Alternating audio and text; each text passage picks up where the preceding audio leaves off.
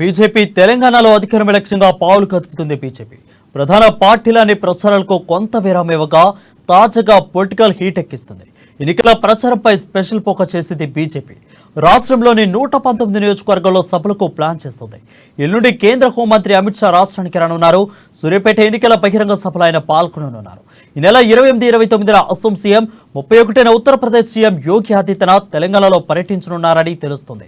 తెలంగాణలో ఎన్నికల schedule release అయ్యాక అమిత్ షా రాష్ట్రానికి రావడం ఇది రెండోసారి కాగా అగ్రనేతల టూర్లో తెలంగాణలో పాలిటిక్స్ మరింత ఉత్కంఠంగా మారుతున్నాయి. దీనిపై మరింత సమాచారం మా బ్యూరో చీఫ్ కృష్ణమూర్తి అందిస్తారు.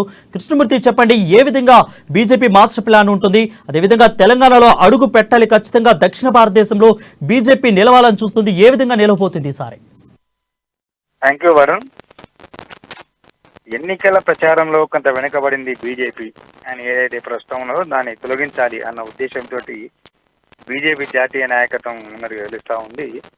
ఈ నేపథ్యంలోనే అంటే ఎల్లుండి అమిత్ షా పర్యటన తర్వాత వరుసగా జాతీయ నాయకులు రాష్ట్రంలో సుడిగాలి పర్యటన చేసేందుకు కావాల్సినటువంటి యోజనను పార్టీ జాతీయ నాయకత్వం రూపొందించింది. ఆయా నేతల షెడ్యూల్ కూడా త్వరలోనే రాష్ట్ర పార్టీకి పంపించి అందుకు సంబంధించిన ఏర్పాటు చేయడం కూడా ఆదేశించింది. అయితే ముఖ్యంగా అమిత్ షా ఎల్లుండి జరిగే సూర్యాపేట సభలో ఇటు ఖమ్మం, అటు నల్గొండ జిల్లాలో కొన్ని నియోజకవర్గాల నుంచి జనాలను తరలించాలి, జన సమీకరణ చేయాలని చెప్పేసి పార్టీ భావిస్తుంది. అందుకు సంబంధించినటువంటి సూర్యాపేట కేంద్రంగా కొంత రాష్ట్ర నాయకులు ప్రయత్నాలు చేస్తూ ఉన్నారు. ఆ తర్వాత యోగి ఆదిత్యనాథ్ హైదరాబాద్ పార్లమెంట్తో పాటు మరికొన్ని నియోజకవర్గాల్లో పర్యటించే అవకాశం ఉన్నాయి. అదేవిధంగా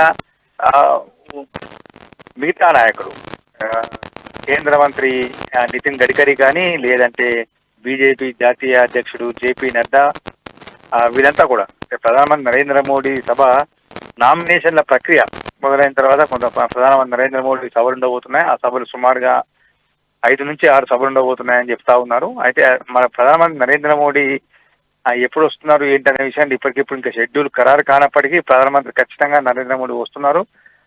ఎన్నికల్లో అంటే బీజేపీ యొక్క విధానాలను, సిద్ధాంతాలను బీజేపీ అధికారంలోకి వస్తే ఏం చేయబోతుంది అన్న విషయాన్ని ప్రధానమంత్రి మోడీ వారినే ప్రజలకు తెలియజేయాలని చెప్పేసి బీజేపీ భావిస్తా ఉన్నది. అందుకు సంబంధించిన ఏర్పాటు చేస్తా ఉన్నారు.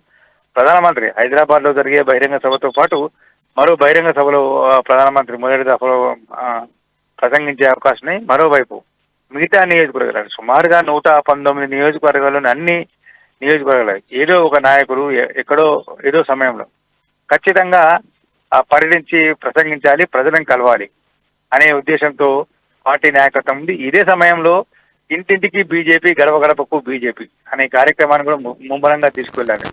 అంటే జాతీయ స్థాయి నాయకుల ప్రచారంతో పాటు కొంతమంది అంటే ఇప్పటికే నియోజకవర్గాల్లో వేరు రాష్ట్రాలకు చెందినటువంటి ఎమ్మెల్యేలు, ఎంపీలకు ఇన్ఛార్జిగా ఇచ్చిన పార్టీ వారి ద్వారా ప్రతి ఇంటికి వెళ్ళాలి, ప్రచారం చేయాలి, ఓటు పెట్టి ఓటు అడగాలి అనే ఉద్దేశంతో బీజేపీ ఉంది. ఇందుకు సంబంధించి ఏర్పాటు చేస్తా ఉన్నారు. అంటే మొత్తంగా చూస్తుంటే ఇటు బీఆర్ఎస్, అటు కాంగ్రెస్ పార్టీ కొంత ప్రచారంలో దూకుడుగా వెళ్తున్న నేపథ్యంలో అందుకు ఏమాత్రం తీసుకునే విధంగా బీజేపీ కూడా ప్రచారానికి ఏర్పాటు చేస్తా ఉంది. అంటే ఆ రెండు పార్టీల నుంచి ఇది కొంచెం దూకుడు ప్రదర్శించాలి, ఎన్నికల్లో అధికారం తమదే అని ప్రజలకు ఖచ్చితంగా తెలియజేయాలి అన్న ఉద్దేశంతో బీజేపీ నాయకత్వం ఉన్నది. ఇందుకు సంబంధించి ఆ పార్టీ రాష్ట్ర నాయకులు ప్రత్యేక ఏర్పాటు చేస్తా ఉన్నారు. ఏ నియోజకవర్గాల్లో ఏ నాయకుడు సభ నిర్వహించాలి, ఎప్పుడు నిర్వహించాలి, ఇలా ఉండబోతున్నారు. అంటే ఈ రెండో విడత పార్టీ అభ్యర్థుల జాబితా నవంబరు 1 లేదా 2వ తేదీన రాబోతున్న నేపథ్యంలో ఆ వెంటనే అంటే అభ్యర్థులను ప్రకటించిన వెంటనే నియోజకవర్గాల వారిగా అభ్యర్థులను పరిచయం చేస్తూ ప్రజలకు ఆ రకంగా అంటే జాతీయ నాయకులతో బహిరంగ సభ నిర్వహించాలని చెప్పి నిర్వహిస్తాం. వీలైనంత మట్టుకు సుమారు అన్ని నియోజకవర్గాల్లో ఖచ్చితంగా చేయాలి. పార్లమెంటరీ నియోజకవర్గ స్థాయిలో కూడా ఒక అంటే ముఖ్య నేతలు అంటే అమిత్ షా కానీ, నడ్డా కానీ, లేదు అంటే ప్రధానమంత్రి నరేంద్ర మోడీ, యూపీ సీఎం యోగి ఆదిత్యనాథ్ ఇట్లాంటి వాళ్ళతో చేయాలి. మిగతా సభలన్నీ కూడా street corners meeting, hall meetings వీటికి సంబంధించి ఏర్పాటు చేయాలని చెప్పేసి బీజేపీ అవసరం. అందుకు సంబంధించిన యోజన కూడా కొంత జరుగుతూ ఉన్నది. వారు పొత్తు పెట్టుకునే అవకాశాలు మనకు కనిపిస్తున్నాయి. సో జనసేనతో ఎన్ని సీట్ల మేర పొత్తు పెట్టుకోబోతుంది బీజేపీ పార్టీ? అదేవిధంగా ఒక రకంగా ఇది ఎంతవరకు వర్కౌట్ అవుతుంది అనుకోవచ్చు? జనసేనతో బీజేపీ పొత్తు అనేది ఇప్పటికైతే 10 స్థానాలు జనసేన ఖచ్చితంగా కోరింది. జనసేన 33 నియోజకవర్గాలకు ఇన్ఛార్జీలు నియమించింది. 33 నియోజకవర్గాలు ఖచ్చితంగా పోటీ చేయాలని మొదట్లో భావించింది. అయితే ఎప్పుడైతే ఆ పార్టీ రాష్ట్ర అధ్యక్షుడు కేంద్ర మంత్రి Kishan Reddy, party parliamentary board సభ్యులు, రాజ్యసభ సభ్యులు అయినటువంటి డాక్టర్ లక్ష్మణ్ పోయి మన జనసేన అని ఆ పవన్ కళ్యాణ్ కలిశారు. పవన్ కళ్యాణ్ కొంత తన అభిప్రాయంలో కొంత మార్పు చేసినట్టుగా స్పష్టంగా తెలుస్తా ఉన్నా. 33 నియోజకవర్గాలకు పార్టీకి జన సైనికులు పోటీ చేసే సిద్ధమవుతున్నారు. ఆ పోటీ చేయడం తన పైన ఒత్తిడి ఉంది. కానీ బీజేపీ తనను అడిగిన నేపథ్యంలో కనీసం 10 స్థానాలైనా ఇవ్వాలని చెప్పేసి ఆయన కోరుతా ఉన్నారు. ఆ 10 స్థానాలు ఏవేవి, ఎవరెవరు పోటీ చేస్తారు అన్న విషయంలో కూడా బీజేపీకి ఇప్పటికే జనసేన నుంచి బీజేపీ నాయకులకు ఆ ప్రతిపాదన ఎవరెవరు ఎక్కడ పోటీ చేస్తారు, వాళ్ళు అంటే పోటీ చేసే వాళ్ళకు ఉన్నటువంటి ప్రజల్లో ఏ రకమైన ప్రచారంలో ఉన్నారు, ఏ రకంగా వారు ముందుకు వెళ్తున్నారు అన్న విషయంలో కొంత అందుకు సమస్య కొంత చరిత్ర కూడా ఇచ్చినట్టుగా తెలుస్తా ఉంది. అంటే మొత్తంగా చూస్తుంటే 10 స్థానాలు జనసేన కోరుతున్న నేపథ్యంలో బీజేపీ ఎన్ని స్థానాలు ఇవ్వబోతుంది అన్న విషయాన్ని కూడా కొంత తెలియస్తుంది. ఇప్పుడు వైరా ఖమ్మం నుంచి జనసేన పోటీ చేయాలని నిర్ణయించింది. వీరిద్దరు కూడా ఉస్మానియా యూనివర్సిటీ విద్యార్థులు. కొంతకాలంగా జనసేన సిద్ధాంతాలను ప్రజల్లో విస్తృతంగా ప్రచారం చేస్తూ ఉన్నారు.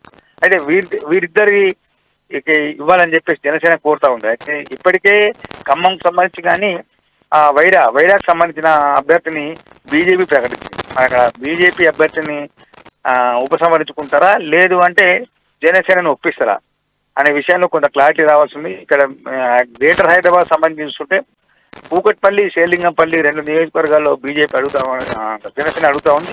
అయితే ఈ 2 నియోజకవర్గాలు బీజేపీ కొంత పట్టు ఉన్న బీజేపీలు నాయకుల మధ్య కూడా కొంత పోటీ ఉంది టికెట్ విషయంలో, తమకు ఇవ్వాలని.